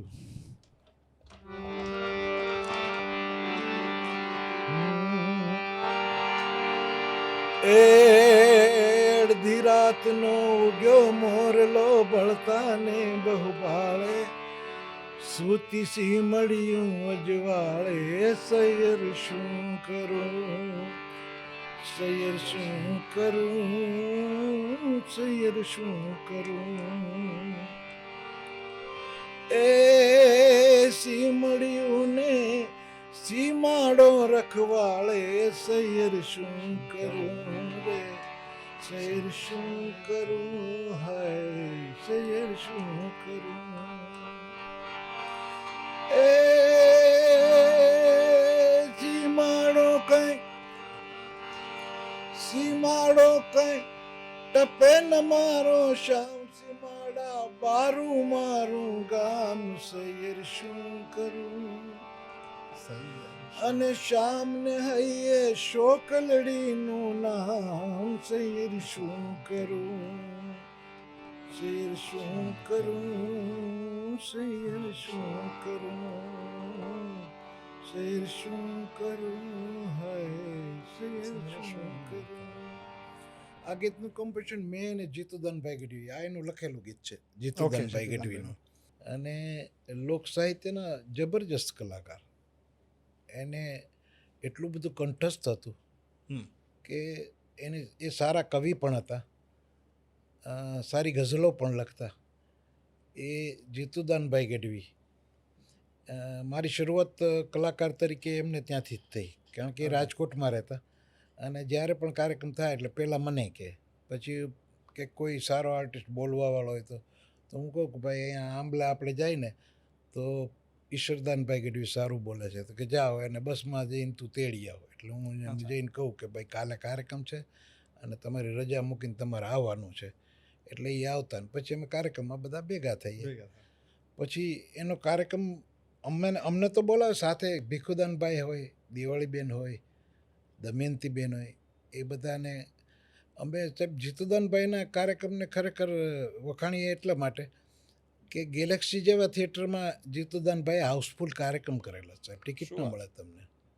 એસ્ટ્રોનમાં જ્યારે કાર્યક્રમ કર્યો એટલે ટિકિટ શો થતા ત્યારે? ટિકિટ શો સાહેબ. અચ્છા, ડાયરા આમ ઓપન ફોર ઓલ એવું નહીં? આજે ઓપન ફોર ઓલ ન હોય ને એવા ડાયરાની વાત કરું છું કે ટિકિટ લઈને માણસો સાંભળવા આવવાના. એસ્ટ્રોન થિયેટરમાં સાહેબ રેકોર્ડ છે કે પબ્લિકે એમ કીધું કે અમને પગથિયા ઉપર બેસવા દો પણ ડાયરો સાંભળવો છે. ત્યારે ભીખુદાનભાઈ, પ્રફુલ્લ દવે, હું, આ બધા કલાકારો હતા અને એટલો બધો કાર્યક્રમ જે જમાવટ હતી કે આપણને તો અત્યારના કાર્યક્રમો નજરે નથી આવતા. તમે જે નામ લઈ રહ્યા છો ને એ દરેક કલાકાર એવા છે જે એકલા એક આખી રાત ગાઈ શકે એવા, આખી રાત. એ બધા જ્યારે ભેગા થાય તો કેવી રીતે મેનેજ થાય? એ જ વાત છે ને સાહેબ કે કાર્યક્રમનું સેટિંગ કઈ રીતે કરવું, પહેલાં કોને બેસાડવા, પછી વચ્ચે કોને બેસાડવા, પછી કોને, એટલે ક્યાંય નક્કી ના હોય. ઈગો પ્રોબ્લેમ ના થાય? ના, બિલકુલ મને કેમ ને મને પછી ના સાહેબ, કોઈ દિવસ કોઈને હર્ટ થાય એવું કર્યું જ નથી સાહેબ. અને કાર્યક્રમની મજા એ હતી સાહેબ કે હું ગાતો હોઉં તો ભીખુદાન વાંહે હાથ ફેરવતા અને વાહ વાહ કરતા, વાહ બેટા વાહ. એ મજાની વાત છે સાહેબ. હવે અત્યારે તો કલાકારનો વારો આવે ને તો બીજો કલાકાર બે તો બહાર બીડી પીવા કે સિગરેટ પીવા વયા જાય. હેમુ ગઢવી સાહેબે તો ઘણા બધાને આર્ટિસ્ટ તરીકેના સર્ટિફિકેટ આપ્યા હશે આકાશવાણીમાં. બિલકુલ સાહેબ. તો એ જ આર્ટિસ્ટ તમારી સાથે જ્યારે સ્ટેજ શેર કરતા હોય તો કેવી રીતનો પેલું રહે? તો તમને એ હેમુ ગઢવી સાહેબના દીકરા તરીકે કે કલાકાર તરીકે? આપણને હેમુ ગઢવીના દીકરા તરીકે તો માન આપે જ, પણ વાત કરું ને નારાયણ સ્વામીની, હા, તો પૂર્વ જન્મનું નામ એનું શક્તિદાન ગઢવી. શક્તિદાન ગઢવી જી. એ રાજકોટમાં રહેતા હા. એમના પરિવાર સાથે. યસ. પણ એ જ્યારે ફાધરને મળવા આવતા ત્યારે અદ્ભુત રીતે મજા આવતી. મારા ઘરે બેસે, ચા પાણી પીવે. એક વખત નારાયણ સ્વામી આવ્યા એટલે મારા ફાધરે કીધું કે દાન કહેતા, દાન કે હા આજે કાર્યક્રમમાં સાંજે તમારે આવવાનું છે. તો કે જાય. હા. તો કે હું મારી સાયકલ લઈને સીધો પહોંચી જઈશ. કોઠારિયામાં પ્રોગ્રામ, ઓકે. કોઠારી એક ક્વાર્ટર્સ કહેવાય છે, હા. ત્યાં કાર્યક્રમ હતો. એટલે કે કોઠારીયામાં કાર્યક્રમ, તો કે ભાઈ એમાં એવું છે દાન કે ભજન કરીને તો મજા આવશે, કે ભજન સિવાય બીજું કાંઈ ખરું? તો બીજું કાંઈ નથી. કે શું? કે ઠન ગોપાલ. તો કાંઈ વાંધો નહીં, ભજન તો થશે ને? તો કે હા. એ એક માજી આકાશવાણી રેડિયો સ્ટેશન ઉપર પહોંચ્યા, હા. ઘોડાગાડી કરીને, અને એને કે મારે હેમુભાઈને મળવું છે. એટલે બે જણાએ કીધું ભાઈ આ હેમુભાઈ. તો કે આ મારી શું હતું? તો કે બેટા મારો દીકરો તમને રેડિયમ બહુ સાંભળતા અને એ ગુજરી ગયો છે અને એની પાછળ ભજન બેહાડવા છે. તો મારા દીકરાએ કીધું કે બને ત્યાં સુધી એને ભજનમાં બેહાડજો. એટલે ફાધરને આમ એકદમ નવાઈ લાગી કે શું વાત કરવા માંડી, ગુજરી ગયો? તો કે હા ગુજરી ગયો. કેવી રીતે? કે એ બાપા એના એટેકમાં ગુજરી ગયો કંઈક. તો કે એ એમ કહેતો કે મારા વાંહે ભજન બેહાડો ને તો એમ ગઢવીના જ બેહાડો. તો કે બાપા મારા ઘરે આવશું ભજન કરવા? તો ફાધરે કીધું હા માળી આવશું. કે બેટા હાચે ને આવજો, પછી હું ભૂંડી ન લાગુ. કે ના માળી તમે તમારે પહોંચો, આમાં આવશું. તે દિવસે નારાયણ સ્વામીને કીધું અને ભાઈ આપણા ટપભાઈ દેગામાં હાજી ઈશા જે રહ્યા વગાડવામાં, અને એમાં હાજીભાઈ મોડા થયા એટલે નારાયણ સ્વામી તબલા બહુ સારા વગાડતા. અચ્છા. ને કેમ ભાઈ શરૂ કરશો? કે શરૂ કરી. કે વગાડવાવાળો કોઈ ને, હાલો હું બેહું. કે નારાયણ સ્વામી તબલા વગાડ્યા અને મારા ફાધરે ભજન ગાયા. પછી જો કે હાજીભાઈ આવી ગયા. પણ આ જે મજા છે ને, એટલે કોઈ સાવ અજાણ્યા ચાહક માટે આવી રીતે જવાનું, એને એક સારું લાગે, એના મનને રાજીપો થાય, પોતાને શાંતિ મળે, એના માટે થઈને કોઈ પણ જાતનો પૈસા લીધા વગર આખી રાત ભજન કરવા. આ ગુણ અને એટલે કદાચ લોકો એમને આજે બહુ પ્રેમ કરે છે. બિલકુલ સાહેબ. તમારી સાથે ડાયરામાં કોઈક એવી ઘટના બની હોય કે આ બધા જ કલાકારો જે છે એમની સાથે તમે આમ ઘરે જોડે, તમારા ઘરે મોટા મોટા કલાકારો આવતા હશે? બધા આવી ગયા, બધા જ. કોઈ તમે નાના હતા તો એ વખતે સમજ હતી? સમજ હતી. કલાકાર તરીકે એટલું માન તો આપણે રાખતા કે ભાઈ આપણે ત્યાં કરશન પઢિયાર આવ્યા છે, એ મારા ઘેરે આવતા. ફાધર હું એ જ એંગલથી મેં સમજ શબ્દ આપણે તમને યાદ, કારણ કે કેવું છે નહીં તો આપણને જે વસ્તુ જે ગમે છે ને એ યાદ રહે છે, યાદ હોય. નહીં ગમતી વસ્તુ આપણે ભૂલી જઈએ છીએ. એ વખતે નારાયણ સ્વામી આવતા, હા, પછી નટવરગીરી ગોસ્વામી આવતા, મુગટલાલ જોશી આવતા, અરવિંદ ધોળકિયા આવતા. આ બધા દિગ્ગજો એ ફાધરની સાથે જેમને ખૂબ કામ કરેલું, વાચિક પહેલાંથી અને સંગીત દ્વારા પણ ફાધરની સાથે જોડાયેલા બધા. કે ભરત યાજ્ઞિક છે, એ ફાધર સાથે જોડાયેલા. એમની અંગત બેઠક હોય અને આ બધા જે મોટા નામ છે બધા જોડાયેલા. એમના થકી તો એક હેમુગઢવીનું નામ ઉજળું થયું આ બધા કલાકારો થકી. કારણ કે અમે તો નાના હતા. હા, તો અમને ખ્યાલ નહોતો. 66ની સાલથી અમે હેમુગઢવીની પુણ્યતિથિ ઉજવવાનું નક્કી કર્યું. એટલે મારા દાદીમાં અને મારા બાએ કે ભાઈ એક વર્ષે એનું ભજન વાહે કરશું આપણે. પણ ત્યારે હાજીભાઈ, નટવરગીરી ગોસ્વામી, ટપુભાઈ દેગામા, મુગટલાલ જોશી, યશવંત ભટ્ટ, નારાયણ સ્વામી, આ બધા ભજનો કરતા. અમે ગાજલા પાથરતા. મને ખબર છે અમે નાના નાના બધા હતા તો ગાજલા ને ચાદર ને બધું પાથરી. આજે આપણા ઘરે કાર્યક્રમ છે. અને એક તબલા ઉપર માઇક અને એક હાર્મોનિયમની ઉપર, એમાં કલાકારો ગાય. નારાયણ સ્વામી પણ એમાં ગાતા. આ એક આખો ઢાંચો થઈ ગયો હતો કે ભાઈ હેમુભાઈની તિથિ છે. 2-3 વર્ષ એવું તો ચાલ્યું કે ઘરમાં કાર્યક્રમ કરતા. પછી અમે ફળિયામાં રાખ્યો કે હવે માણસ હમાતું નથી. ફળિયામાં રાખ્યો ને ડેલામાં રાખતું તો આખો ડેલો ભરાઈ જાય. પછી એવું નક્કી કર્યું કે હવે ચોકમાં રાખવું પડશે. એટલે ચારે બાજુ ચોક હોય ને એમાં વચ્ચે કાર્યક્રમ રાખીને એક સાઈડ બંધ કરી, 3 સાઈડ માણસો બેઠા હોય. એ કાર્યક્રમ સાહેબ સવાર સુધી ચાલતા. અને એવા 25 વર્ષ સુધી કાર્યક્રમ કર્યા અમે. ત્યારે પબ્લિકે એવું કીધું કે ભાઈ અમે આવી વાત બરોબર છે, પણ અમે ક્યાંથી આવી છે તમે પૂછો તો ખરા ક્યાંથી આવી છે. કોઈક સુરતથી આવી છે, કોઈક મુંબઈથી આવી છે, કોઈક જુનાગઢથી આવી છે. એટલે કે અમારે કાર્યક્રમ અમને મોંઘો પડે તમારો, પણ અમે પ્રેમથી આવી છે હેમભાઈના નામે. પછી એવું નક્કી કર્યું કે ભાઈ હવે દરેક જિલ્લામાં કાર્યક્રમ આપણે કરીએ. પછી અમે ટ્રસ્ટે બનાવી લીધું હતું હેમુભાઈના નામનું. પછી દરેક જગ્યાએ, એટલે મુંબઈમાં કર્યો, દિલ્હીમાં કર્યો, ગાંધીનગર કર્યો, અમદાવાદ કર્યા, સુરત કર્યો, કચ્છમાં કર્યો, ભુજમાં. એ દરેક જગ્યાએ કાર્યક્રમો પછી થતા ગયા. અને દર વર્ષે હેમુભાઈની પુણ્યતિથિ એટલે કે યાદ હેમુ આવશે એમનું ટાઇટલ હતું. યાદ હેમુ અમારું પ્રેમથી દરેક કલાકારો, એટલે એક સાથે માની લે ને કે 15 કલાકારો ભેગા થાય ને તોય કોઈ દિવસ અડચણ એવી નથી થઈ કે આ કલાકાર પછી આને મૂકશું કે આને મૂકશું. દરેક કલાકારોને સ્વીકારી લે એ પબ્લિક. જ્યારે આ બધી જ વસ્તુઓ છે, લોકસંગીત, લોકગીત, એને તમને બહુ આપ્યું. જી. લોકોનો પ્રેમ બહુ આપ્યો. બહુ. એટલે આનંદ જ હોય જીવનમાં. કોઈ વાતનો અફસોસ ખરો? કોઈ વાતનો અફસોસ નથી, પણ કલાકાર તરીકે એક અફસોસ જરૂર રહે આપણને કે આપણે જે યુગના ગાતા હતા, દર કલાકાર તરીકે કાર્યક્રમ આપતા, હજી પણ આપીએ, પણ હવે બહુ ઓછા થઈ ગયા કાર્યક્રમ. હવે કાર્યક્રમ નથી થતા, પણ એક શું કહેવાય મારી ભાષામાં કહું તો એક દેખાડો સાહેબ થઈ ગયો. હવે તમે કાર્યક્રમો સાંભળવા જાઓ તો આખો કાર્યક્રમ સાંભળી શકો છો કે દેખાડો નથી ગમતો? બહુ નથી સાહેબ, સાચું કહું તો કલાકારોની શરૂઆત થાય ને તો બરાબર છે. દરેક કલાકાર સારું જ ગાતો હોય છે, પણ હવે પબ્લિકની માગ એવી વધી ગઈ છે સાહેબ કે જે પહેલાંના કલાકારો હતા એ સવાર સુધી બેસતા.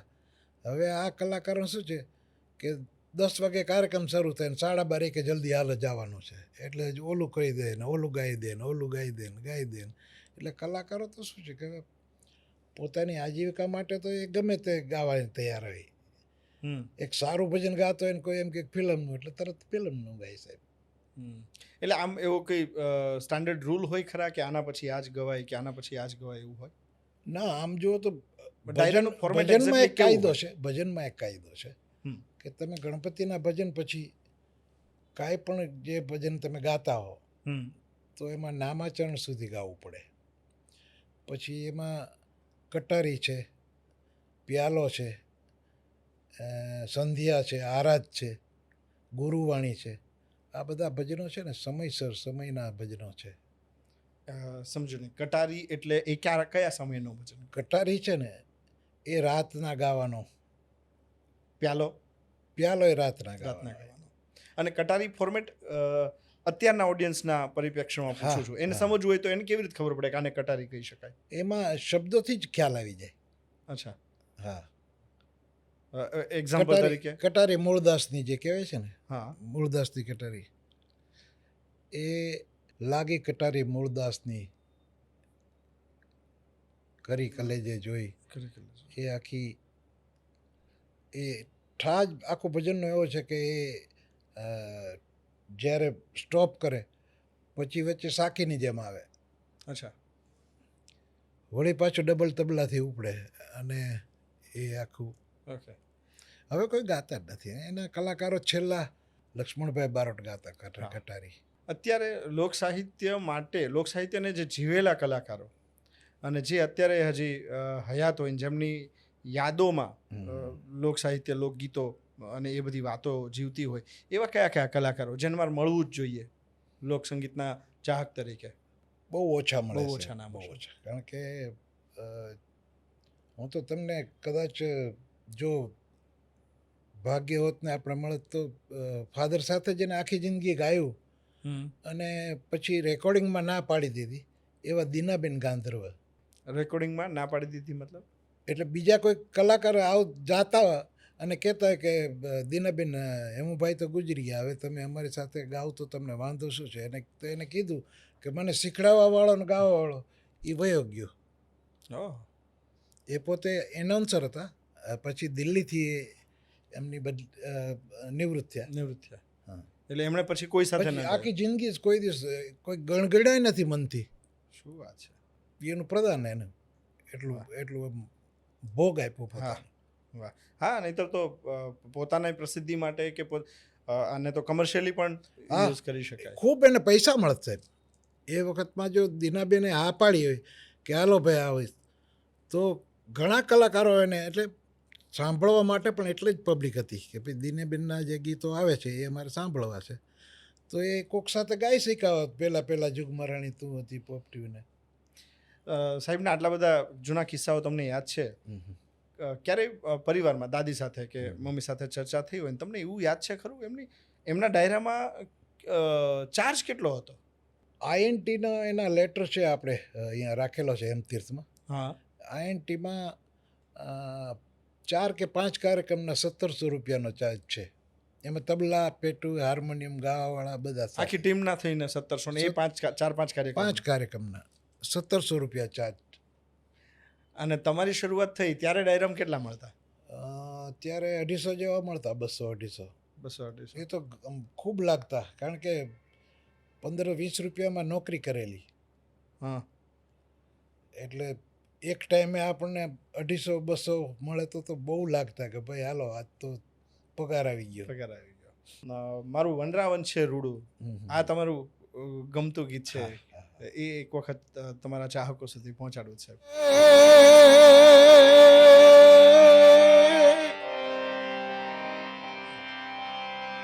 કાઠિયાવાડમાં કોક દી અને તું ભૂલો પડ ભગવાન, એ તું થાદે મારું મહેમાન, એ તારું શરગ ભૂલાવી દઉં સાંભળા.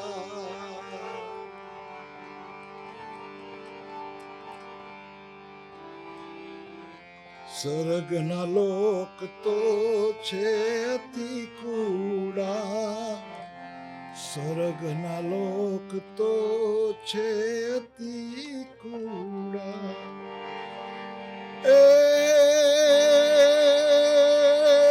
વાસી હે વ્રજના લોક મારે રૂડા, હો નંદજીના લાલ રે વૈકુંઠ નહીં રે આવું મારું વન રાવણ છે રૂડું, વૈકુંઠ નહીં રે આવું મારું વન રાવણ છે રૂડું, વૈકુંઠ નહીં રે આવું. એ નહીં આવું હો નંદજીના લાલ રે વૈકુંઠ નહીં રે આવું મારું વન રાવણ છે રૂડું, વૈકુંઠ નહીં રે આવું. સ્વર્ગના લોક તો છે અતિ કુડા, સ્વર્ગના લોક તો છે અતિ કુડા, એ વાસી એ વ્રજના લોક મારે રૂડા, હો નંદજીના લાલ રે વૈકુંઠ નહીં રે આવું વન રાવણ છે રૂડું, વૈકુંઠ નહીં રે આવું. વાહ વાહ વાહ. ઘણા સમય પછી આ ઢાળમાં ગાયું હોય ને સાંભળવા મળ્યું, બહુ મજા પડી. Thank you sir. બહુ બધું તમે પ્રદાન આપ્યું છે. કોઈ અધૂરી ઈચ્છા કે હજી આ કરવું છે? બસ એક મનમાં સતત થઈ રાખે કે સંગીત આટલું પડ્યું છે, આટલું પ્રધાન છે. મેઘાણી કાગબાપુ જેવા સાહિત્યકારો આપણને મળ્યા છે. એના જે હજી પડેલા લોકગીતો છે, પડેલું જે આખું શું કહેવાય જેને એમનો સંગ્રહ આખો જે એમણે કરેલો છે, સંગ્રહ જે છે એને કોણ ક્યારે પૂરો કરશે? કારણ કે અત્યારના કલાકારો છે એને ગોતવું નથી. હેમુ ગઢવી છે એ મેઘાણીના ગીતોને ગોતી સમજી અને ઢાળમાં ગાય, એ ઢાળ આજ સુધી કોઈ ફેરવી નથી શક્યું. ત્યારે હેમુ ગઢવી થિયેટર બને છે, એનું રોડને નામ મળે છે, સ્કૂલને નામ મળે છે. એ હેમુ ગઢવીનું પ્રધાન બોલે છે. કારણ કે હેમુ ગઢવીએ જે સંગીત રજૂ કર્યું એને હજી કોઈ ફેરવી નથી શીખ્યું સાહેબ. હજી એ જ ઢાળમાં તમારે ગાવું પડે. તમે કસુમીનો રંગ છે એ કસુમીનો રંગમાં જ ગાવું પડે. એને તમે કોઈ બીજા ઢાળમાં ન ગાઈ શકો. અને ગાવ તો કોઈ માણસ સ્વીકારે પણ નહીં કે આ હું ગાઉં છું એમ કે આપણને. એટલે આ એક જે છાપ છોડીને ગયા છે ને હેમુ ગઢવી, એવી છાપ છોડવાવાળા સાહેબ બહુ આપણને જૂજ મળ્યા છે. બહુ જોશ મળ્યા છે. અને એ આપણને એક મનમાં થોડુંક એવું રહી જાય છે કે આ દિવસે દિવસે ઘટતું જશે. અને જે જૂના સંગ્રહ પડ્યા છે કવિઓના, હજી એક અમે તો આ 2 દાખલા દીધા. હજી કવિ દાદનું પડ્યું છે, આપણા દાન અલગારીનું પડ્યું છે. પછી એવા તો ઘણા સાહેબ પુસ્તકો અને ઘણા બધું સાહિત્ય એટલું બધું પડ્યું છે કે કદાચ આપણી જિંદગી ટૂંકી પડે સાહેબ. એટલે એને જેને સમજ છે એ લોકો જો લોકોની સામે મૂકે તો કદાચ એ વસ્તુ એટલી જ ચિરંજીવ બને, અમર રહે, લોકોની વચ્ચે પહોંચે. આજ તમે મેઘાણીની વાતો તમે લ્યો તો જે ભીખુદાનભાઈ એને છોટી છોટી બધી વાત, નાની નાની વાતોને રજૂ કરી છે. દાખલા તરીકે જોગીદાસ ખુમાણની વાત જો ભીખુદાનભાઈ રજૂઆત કરતા હોય અને તમે એક પ્રસંગ સાંભળો સાહેબ, આંખમાં પાણી સાથે તમારે એ પ્રસંગને માણવો પડે અને તમે ખુદ નક્કી ન કરી શકો કે આપણે ક્યાં પહોંચી ગયા એમ. અને આજે કોઈ ડાયરામ સાંભળી છે અને અઠવાડિયા પછી બીજી કોઈ જગ્યાએ સેમ વાત સાંભળી હોય તોય તમને મજા આવે, એટલી જ મજા આવે સાહેબ. એટલે શું છે કે હવે એ કલાકારોનો માતમ જે જોતું હતું એ હવે નથી, અથવા તો હાથે કરીને ગુમાવ્યું છે, હું તો એમ પણ કહીશ. કારણ કે હેમુ ગઢવીના પુત્ર તરીકે થોડુંક કહેવું પણ જરૂરી છે આ યુગમાં. પછી હું હોઉં ન હોઉં ભગવાનને ખબર, પણ એક વાતની સત્યતા ચોક્કસ હું જીતુભાઈ રજૂ કરીશ કે જે હેમુ ગઢવીએ આપ્યું એ અત્યાર સુધી શું કામ નથી આપ્યું કોઈએ? શું કામ નવા ગીતોના તમે રજૂઆત નથી કરતા? મેઘાણીના હજી જૂના પુસ્તકો એવા પડ્યા કે જેમાં હજારો લોકગીતો છે, તો કમ્પોઝિશન કરીને ગાવ ને, કોક તો ગાવ. અને એ શબ્દો જે લોકો સુધી પહોંચે, કારણ કે ઊંડાણવાળા શબ્દો હતા. બિલકુલ સાહેબ. અને લોક બોલીના અને તળના શબ્દો. અને સાહેબ એના માટે ભોગ આપવો પડે સાહેબ. વઢવાણની જે કથા છે 12 વર્ષે નવાણ ગળાવ્યા, એ સાહેબ એ 12 વર્ષે નવાણ ગળાવ્યા એ ગાવા માટે થઈને ફાધર એક દિવસ ત્યાં વઢવાણ ગયા હતા. અચ્છા. અને વઢવાણની જે વાવ કહેવાય છે ને, એ વાવની ઉપર એના કાંઠે આખી રાત એના ભાઈબંધની હારે બેઠા. શું વાત છે કે અહીંથી એવું વાઇબ્રેશન આવે તો હું ગીત ગાઉં, બાકી ના ગાઉં. વાહ. અને પછી આખી જે વાર્તા છે, કથા ગીત છે ને, જાણતર જોશીડો એમ કર્યો કે દીકરીને વહુ પધરાવો, એ ક્યારે બોલ્યો હશે અને એને કેટલો વિશ્વાસ હશે કે પહેલે પગથિયે જઈ પગ મૂક્યો, પ્રથમ ઝબકિયા પાણી જીરે. જેમ જેમ ઉતરતા ગયા એમ એમ પાણી આવ્યું અને ઉપર આવતું પછી છેલ્લે એમ કીધું કે આ તો ગોઝારો કૂવો કહેવાય, તમે આમાં તો ગોઝારું પાણી કોણ પીશે? તો એક રે હોકારો તમે દેજો અભયસંગ. એ અભયસંગ છેવટે અંદરથી એક હોંકારો આપ્યો હતો કે અમે બે છીએ, હજી અંદર જ છીએ અને તમે તમારે પાણી પીજો. તો આ કથા કોણ રજૂ કરે સાહેબ? એટલે એ સમય આપવાનો, એના માટેનું સમર્પણ સૌથી મોટી વાત, કે સમર્પણ મારે આ વસ્તુ લોકો સુધી પહોંચાડવી છે એવો ભાવ. અને પોતાને એક ફિલિંગ આવી જોઈએ ને. માંગડાવાળું નાટક જે બનાવ્યું છે, હજી તમે એમ કહે છે ભરતભાઈ યાજ્ઞિકી કે એમ કે હેમુભાઈ જે દાંત કાઢે છે માંગડાવાળામાં ભૂત પ્રેત બની અને માંગડાવાળો બન્યા છે, અમે સ્ટુડિયોમાંથી બહાર નીકળી જાય કે ન સાંભળી શકીએ. શું વાત છે? હા, એને માંગડાવાળા માટે તો એ ભાણવડ પાસે જે માંગડાવાળાનો વડ છે ને ત્યાં આખી રાત રહ્યા હતા. અચ્છા.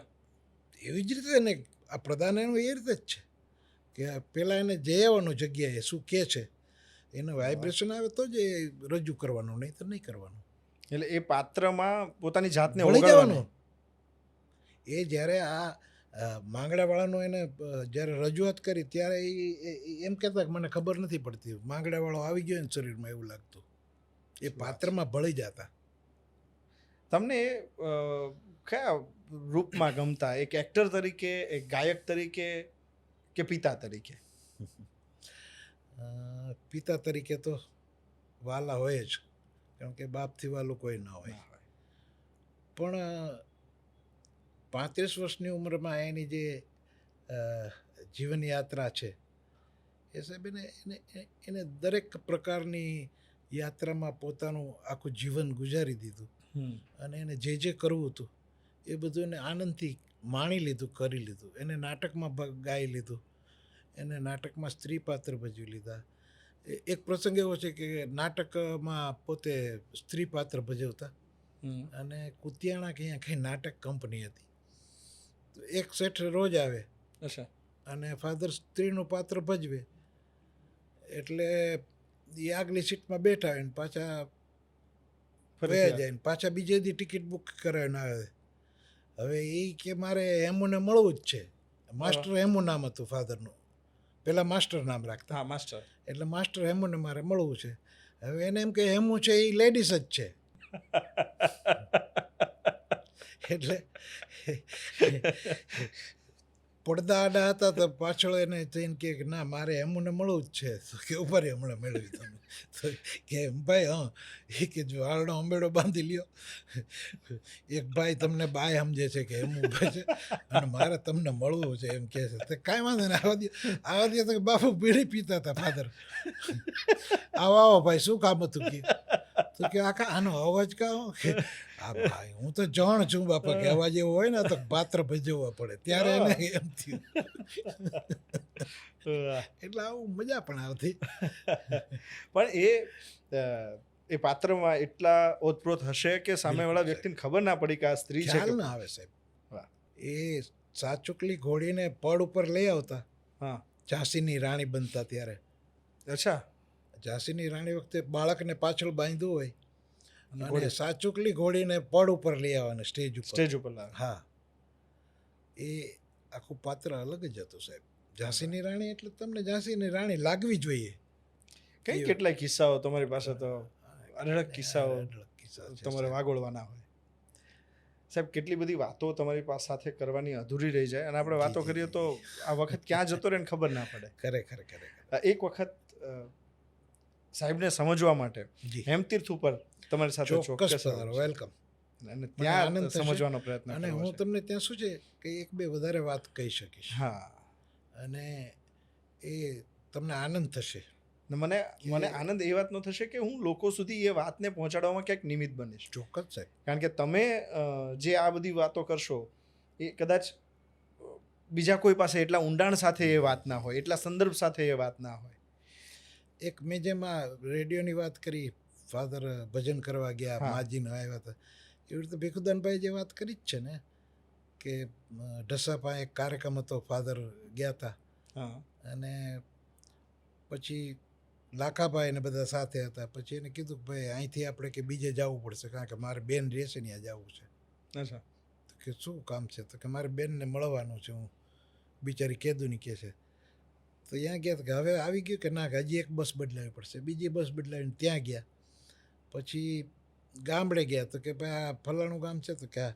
તો કે ધનીબેન અહીં કંઈક રહે છે ને કે અમારી બેન છે કે ધનીબેનને ઘેરે જવું છે? તો કે હા કે જા છોકરા કે બેનને ધનીબેનને ત્યાં મૂકે. તો ગામને છેડે એક નાનકડું ઝૂંપડું હતું અને તો આ લોકોને નવાઈ લાગી કે હું ભાઈના બેન આવી રીતે પરિસ્થિતિમાં તો હોય જ નહીં, એના બધે બેનને હું ઓળખું છું કે આ બેન કયા. પછી અંદર ગયા, પછી કીધું કે ભાઈ હું હેમું અને હું આવ્યો છું, મારો પ્રોગ્રામ હતો તો તમને મળવા આવ્યો હતો. કે બિચારી કંઈકથી બે ચાર આના લઈને દૂધ લઈ આવ્યા ને ચા બનાવ્યો, પછી એના હાથમાં કવર આપી દીધું. રાત્રે જે પ્રોગ્રામમાંથી આવ્યું આખો ખોયલા વગર આપી દીધું અને કીધું કે ભાઈ હું આજે આટલા પૈસા છે પણ હું પાછો ગમે ત્યારે બીજી વાર આવીશ ને ત્યારે આપીશ. અને છોકરા મજામાં ને બધા તો કે હા આર્યા હાથ પહેર્યો ને છોકરાઓને. પછી કે હાલો. પછી ઓલા મનમાં મૂંઝાણા એટલે ઓલાએ કીધું કે મૂંઝાણા ને એમ ભાઈ કે. તો કે હા મૂંઝાણા, કે આ તમારા બેન પહેલી વાર છે, કે આ મારી બેન નથી કારણ કે હું નથી ઓળખતો. તો કે કેવી રીતે? તો કે મારે રેડિયોમાં કાર્યક્રમ આવે ને તો આ બાઈ એના છોકરાને એમ કે બા કોણ ગાય છે, એટલે કે તારો હેમુ મામો ગાય છે. એટલે એવી રીતે કે મને મામો બનાવ્યો હતો. અને એને કે ગરીબાઈમાં એનો વર ગુજરી ગયો, પછી છોકરાએ બાંગા ત્રંગા અક્ષરે લખેલું કે મારા પપ્પા ગુજરી ગયા છે ને તમારાથી આ બાજુ આવો તો મળજો ને, અમારા ઘરે આવજો ને, અમને કાંઈક મદદ કરજો ને. એટલે કે હું આ મદદ કરવા આવ્યો હતો. શું વાત છે. એટલે લાખાભાઈને કીધું કે હું એનો મામો થયો ને તું મારો મામો થઈ જાય, રાજકોટ લગી ટિકિટ લે, મારી પાસે પૈસા નથી ગયા. એટલે હતું એ બધું આપી દીધું, ટિકિટનો વિચાર કર્યો, મારે વાત ન દીધું. વાહ વાહ વાહ. એટલે આ માણસાઈ બહુ મોટી વાત છે. બહુ મોટી વાત છે સાહેબ. ચોક્કસ બહુ બધી વાતો કરવા ફરીથી ક્યારેક આપણે તમારી સાથે ભેગા થઈએ, અને બને ત્યાં સુધી હું ઈશ્વરને પ્રાર્થના કરું કે એવી તક આપે કે આપણે હેમતીર્થ ઉપર મળીએ. હેમતીર્થ જ મળીએ સાહેબ. આમ તો 20 ઓગસ્ટ એમની મૃત્યુ તિથિ છે. હા, એટલે 20 ઓગસ્ટ હવે પહેલાં અમે કાર્યક્રમ કરતા, પણ હવે 20 ઓગસ્ટ કાર્યક્રમ અમે 52-53 કર્યા, પછી વિરામ આપી દીધો. કારણ કે હવે યુગ એવો છે કે પહોંચાય ન પહોંચાય, અમે પણ થોડીક પહેલી ઓલામાં છીએ. હા. એટલે હવે અમે જે અમુગઢવી પ્રાથમિક શાળા ત્યાં રાજકોટ ત્યાં આપણે ગામડે છે ને, એ પ્રાથમિક શાળામાં પુસ્તકો દાન આપીએ, નાસ્તો કરાવીએ, બધાને જલસા કરાવીએ અને આવું બધું કરીએ. એટલે પણ એ શબ્દો થકી સાહેબ સૌના હૈયામાં આજે છે. ચોક્કસ સાહેબ. આપના શબ્દો, આપનો સ્વર લોકો સુધી પહોંચેલો છે. જી જી જી. બસ થેન્ક યુ, આપ મારા શોમાં આવ્યા. ધન્યવાદ સર. ધન્યવાદ, આપનો ખૂબ ખૂબ આભાર. અને ફરી મળીએ. હેમતીર્થ પધારો. ચોક્કસ ચોક્કસ. Thank you.